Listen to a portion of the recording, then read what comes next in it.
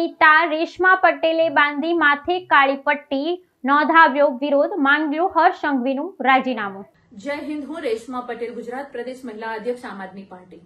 આજે હર્ષભાઈ સંઘવી જે ગૃહમંત્રી છે ગુજરાતના, એના વિસ્તારમાં 221 કેસ બળાત્કારના અને 92 કેસ છેડતીના નોંધાય છે। ગુજરાતમાં અનેક બળાત્કાર અને છેડતીના કેસો નોંધાય છે। ક્યાં છે મહિલા સુરક્ષા? સવાલ પૂછું છું હર્ષભાઈ સંઘવીને।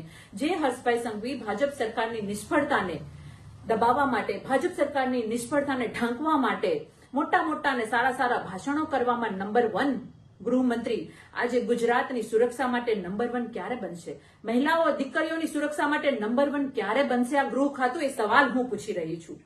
મને દુઃખ એ વાતનું છે કે કાયદાઓ ઘડાઈ જાય છે, પણ કાયદાઓનું પાલન કરવામાં ગૃહ મંત્રાલય સદંતર નિષ્ફળ છે।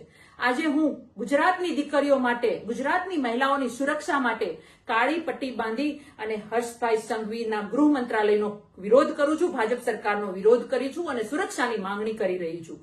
તમે સુરક્ષા આપવામાં નિષ્ફળ ગયા છો તો આપી દો રાજીનામું। તમને ખુરશી પર બેસવાનો કોઈ અધિકાર નથી। ગુજરાતમાં દીકરીઓ પીંખાઈ રહી છે। કેટલાય કેસ એવા છે જે છાપે ચડે છે, જે ચોપડે નોંધાય છે, અને કેટલાય કેસ તો એવા છે કે જે એમને દબાવાઈ જાય છે। મારે એટલું ગૃહમંત્રીને કહેવું છે કે તમે આ ખુરશી ઉપર બેસવાને લાયક નથી। અમે ગુજરાતની દીકરીઓ તમારી પાસેથી રાજીનામું માંગીએ છીએ। તમે માત્ર ભાજપ સરકારની વાહવાઈ કરવામાં નંબર 1 છો, પણ ગુજરાતની દીકરીઓને સુરક્ષા આપવામાં ઝીરો છો। આ વાત સ્પષ્ટ સાબિત થાય છે તમારા આંકડાઓ જોઈને।